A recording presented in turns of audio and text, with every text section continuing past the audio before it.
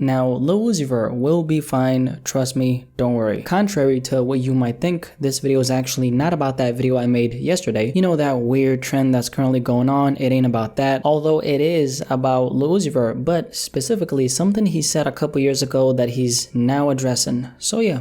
Let's talk about it. Now, Lil Uzi Vert in 2016, do you remember what he said back then about leaving Earth at the age of 27? Listen here.